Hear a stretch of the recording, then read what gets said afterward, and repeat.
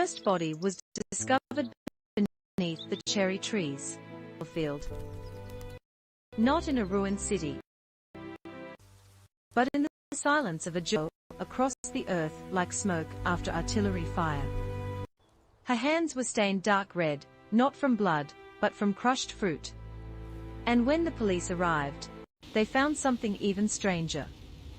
Around her neck hung a military identification tag from East Germany, dated 1987. No one could explain why a dead woman in a quiet fruit valley carried the memory of a country that no longer existed. But Lena Hartmann knew exactly what it meant. Like, subscribe, and click the bell icon for more stories. The rain had started before dawn over the Black Forest. Thin rain. Cold rain. The kind that didn't fall from the sky so much as drift through the air like ash. The camera would move slowly through narrow forest roads, headlights cutting through mist, until finally it found her truck winding through the hills alone. Lena Hartmann drove without music. Former military logistics officer. 34 years old. Scar above the left eyebrow. One failed marriage. One dead brother. And a habit of staring too long at empty roads. People who met her for the first time often mistook her silence for calm. It wasn't calm. It was containment. Like a dam built over years of pressure. Her destination sat hidden beyond rows of dark pine trees and terraced orchards. A place called Altenhof Valley. Small farming community. Population barely 600. Famous for one thing only, rare fruit. Not supermarket fruit. Not polished export fruit. These were old German varieties thought nearly extinct. Golden mourable plums glowing like lanterns in morning light. Deep blue apples with flesh almost purple inside. Pears that ripened for only 6 days each year. Tiny strawberries that tasted of wine and wildflowers. Fruits so delicate they bruised under human touch. And somewhere inside that valley, somebody was killing people to protect them. Lena parked beside an old stone inn overlooking the orchards. The building looked untouched by time. Wooden balconies sagged under flower boxes. Rainwater slipped from ancient gutters. Somewhere in the distance, church bells echoed through the valley. She stepped out into the cold air, boots sinking slightly into wet gravel. The owner of the inn watched her through the window before opening the door. "You're late," the old woman said quietly. Lena removed her gloves. Roads were flooded. The old woman nodded, though her eyes remained fixed on Lena's face. "You look like your mother." That sentence hit harder than expected. Lena hadn't heard anyone mention her mother in years. Not since the funeral. The innkeeper handed her a brass key. "Room 3. Don't walk the orchards at night." Lena paused. "Why?" The woman looked toward the fog outside. "Because the valley remembers things." No smile. No explanation. Just silence. The camera would linger on Lena's expression for half a second too long before she turned toward the stairs. Her room overlooked the valley itself. Even in the rain, the orchards were beautiful. Rows upon rows of fruit trees stretched across the hills like military formations. Cherry trees. Pear groves. Ancient apple orchards. Their branches twisted with age, carrying histories older than walls. Germany had rebuilt its cities after destruction. Rebuilt roads. Rebuilt governments. But these orchards had survived everything. Empires. Bombings. Occupation. Division. Reunification. And somehow, that survival made them unsettling. Lena opened an old file folder on the desk. Inside were photographs from the recent deaths. 3 victims in 6 months.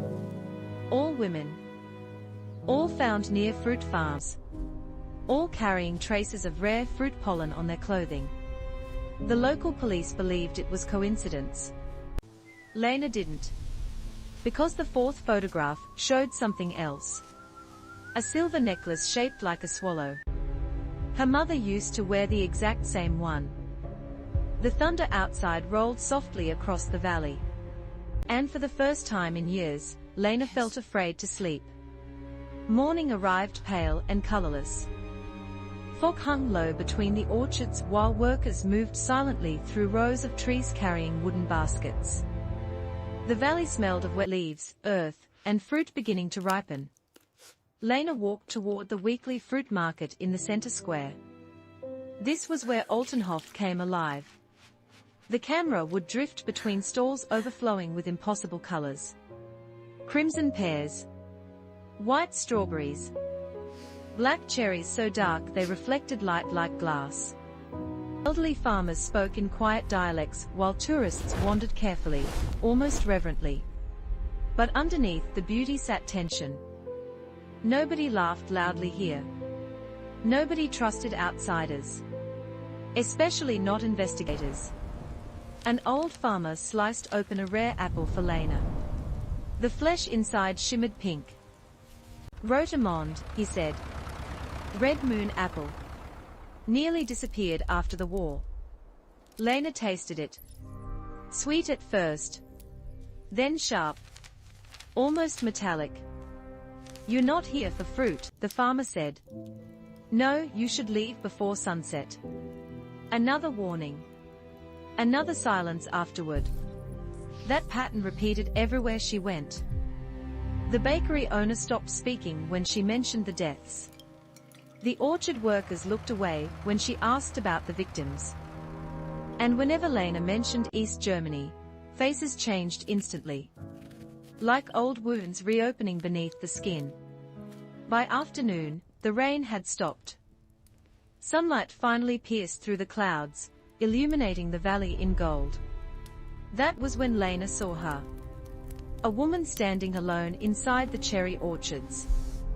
Long dark coat. Hair moving softly in the wind. A woven basket hanging from one arm. She stood perfectly still among the trees. Watching. Lena crossed the field slowly. But the closer she got, the stranger the atmosphere became. Birds stopped singing. Wind moved through branches with a sound almost like whispering voices. Excuse me, Lena called. The woman turned. Her face was younger than expected. Early 30s perhaps. Pale skin. Sharp eyes. Beautiful in a way that felt dangerous. You're asking questions, the woman said calmly. Lena stopped walking.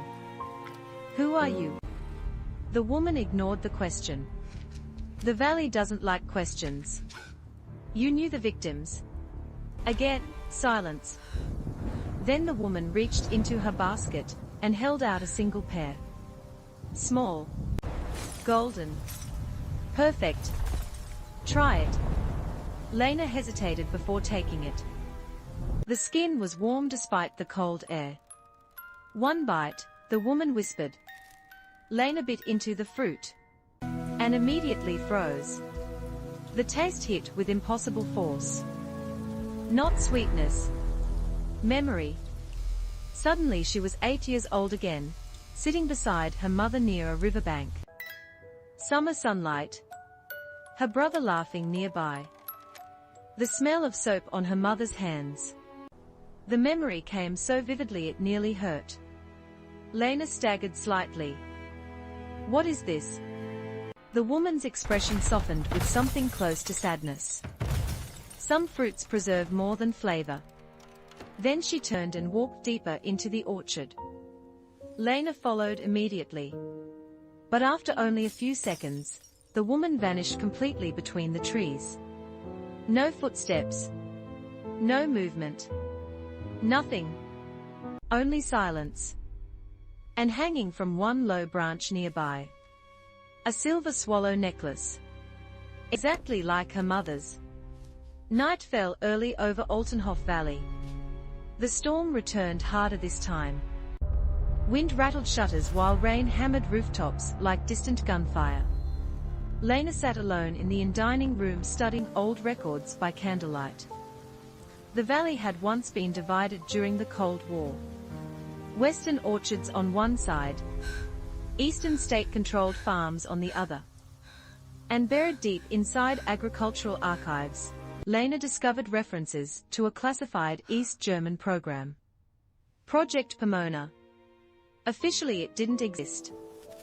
But scattered documents described experimental fruit cultivation designed to preserve emotional memory response. Lena read the sentence twice.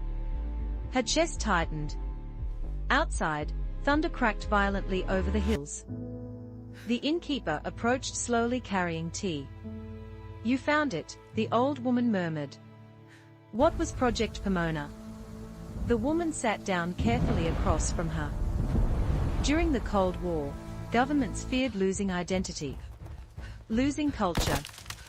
East German scientists experimented with memory preservation through genetics and agriculture. "That's impossible." "Is it?" The old woman stared into the candle flame. "Some fruits carry taste. Some carry scent. But certain varieties," she paused. "Certain varieties carried emotion." Lena remembered the pear. The riverbank. Her mother's voice. "That woman in the orchard," Lena whispered. "Who is she?" The innkeeper's face darkened. "She should have died years ago." At that exact moment, the lights went out. Darkness swallowed the room instantly. Wind screamed outside. And somewhere beyond the inn, a woman began singing. Softly. An old East German lullaby. Lena stood immediately. The innkeeper grabbed her wrist. "Do not follow that sound." But Lena already was. She stepped outside into freezing rain, flashlight cutting through darkness, as the singing drifted between the orchards. The camera would follow close behind her, boots splashing through mud, branches clawing at her coat, thunder illuminating rows of trees for brief violent seconds. Then the singing stopped. Completely. Lena reached a clearing near the old eastern orchards. And there, hanging from dozens of branches, were photographs. Hundreds of them. Old photographs. Families. Children. Farm workers. Soldiers. Entire lives suspended among the trees like ghosts. Rainwater dripped from faded images, while wind twisted them slowly in the darkness. At the center stood the mysterious woman.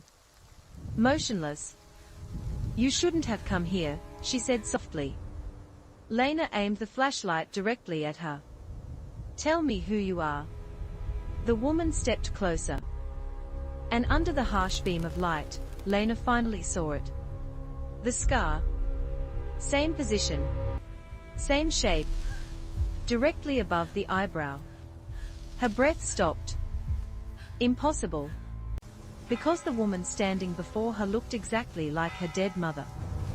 Only younger. Much younger. Thunder exploded overhead. And the woman whispered the words Lena had not heard since childhood. "You were never supposed to return to this valley." The screen would cut to black.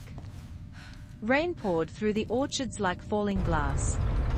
Lena could not move. The flashlight trembled slightly in her hand as the woman stood beneath the cherry trees, water sliding down her face, dark hair clinging to her coat.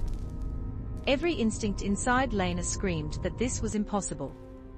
Her mother had been buried 12 years earlier in a cemetery outside Hamburg. Lena had lowered the coffin herself. She remembered the smell of wet soil, the folded flag, the silence afterward. And yet the woman standing before her carried the same scar, the same eyes, even the same stillness. "You're dead," Lena whispered. The woman's expression did not change. "No," she answered softly. "Only erased." Thunder rolled across the valley. Photographs swung from the branches around them, hundreds of forgotten faces twisting in the storm winds. Some smiling, some terrified, some wearing East German military uniforms. The camera would move slowly through those hanging photographs, before returning to Lena's face, as understanding began to fracture inside her. "You knew my mother." The woman looked at her carefully. "I was your mother." Lena stepped backward instantly. "No, you remember the river," the woman continued. "You remember the yellow dress you wore the summer before your brother died." Lena froze. Nobody knew about the yellow dress. Nobody. The woman took another step closer. I told you about the merger "My was a name was lie. Eva Hartmann before they changed I needed your it." shares to finalize The rain takeover. intensified around them. Lena's breathing became uneven. This wasn't grief anymore. It wasn't shock. It felt more dangerous than that. Like reality itself bending apart in front of her. "You're lying." Then why did the pair bring back memories you buried for 20 years? Silence. Because Lena had no answer. Watch your back, they're The everywhere. woman reached toward one of the hanging photographs and touched it gently. These orchards were never ordinary. During the Cold War, Project Pomona discovered certain fruit strains could bind emotional memory to taste receptors. Fear, joy, love, trauma. They learned how to preserve human experiences inside living crops. That's impossible. We thought so too. Lightning illuminated the valley for one violent second. And suddenly Lena saw movement deeper among the trees. Men. Watching. 3 figures standing perfectly still beyond the orchard rows. The woman noticed Lena staring. "They found you faster than expected." "Who?" Instead of answering, the woman grabbed Lena's arm. "Run!" The gunshot shattered the night instantly. Wood exploded from a nearby tree trunk. Lena dropped to the mud, as another shot cracked through the storm. The mysterious woman pulled her violently between the orchard rows while flashlights burst alive behind them. Men shouted in German somewhere through the rain. "Move!" Lena's military instincts returned immediately. Adrenaline erased confusion. She sprinted beside the woman through narrow muddy paths as bullets tore branches overhead. Fruit burst apart around them, red flesh splattering across leaves like blood. The camera would race low behind their feet through the dark orchard tunnels while thunder drowned half the soundscape. "Who are they?" Lena shouted. "The people who kept Project Pomona alive." Another gunshot. The woman shoved Lena behind a stone irrigation wall just before a flashlight beam swept past them. For several seconds both women remained pressed against the cold stone in silence. Lena could hear the woman breathing. Steady. Controlled. Like someone trained to survive fear long ago. "You're really her," Lena whispered. The woman closed her eyes briefly. "My real name is Eva Hartmann. Genetic botanist. East German Agricultural Division, 1986. Lena stared at her. "My mother died in 2014. "No," Eva answered quietly. "A woman died using my identity." The words landed like a knife. Parameters have changed. Above them, searchlights moved through rain-soaked branches. Eva continued speaking softly. Project Pomona started as preservation research. We wanted to save endangered fruit varieties before industrial farming erased them forever. But the government realized emotional memory could become a weapon. Lena frowned. "How?" "Control memory, and you control identity. Imagine soldiers conditioned through taste. Citizens emotionally attached to state-approved experiences. Trauma hidden. Loyalty reinforced." Lena felt cold despite the adrenaline. "And the murders?" Eva's face darkened. The victims were former researchers. Women who tried to expose what happened after reunification. A branch snapped nearby. Voices approached. Eva immediately pulled Lena deeper into darkness beneath the orchard terraces. As they moved, Lena noticed something disturbing. The trees changed. Older. Twisted. Their fruit darker than the others. Almost black. Eva stopped beside one massive apple tree, whose trunk split like scar tissue. This was the first successful strain, she whispered. One apple hung low from the branch. Deep crimson. Nearly glowing in the rain. Eva stared at it with visible fear. What does it do? Eva hesitated. It preserves grief. Lena looked at her sharply. We discovered certain emotional states bonded stronger than others. Happiness faded quickly. Fear lasted longer. But grief, Eva swallowed hard. Grief could survive for decades. Wind moved heavily through the orchard. The government used these fruits during interrogations, refugee screenings, military conditioning programs.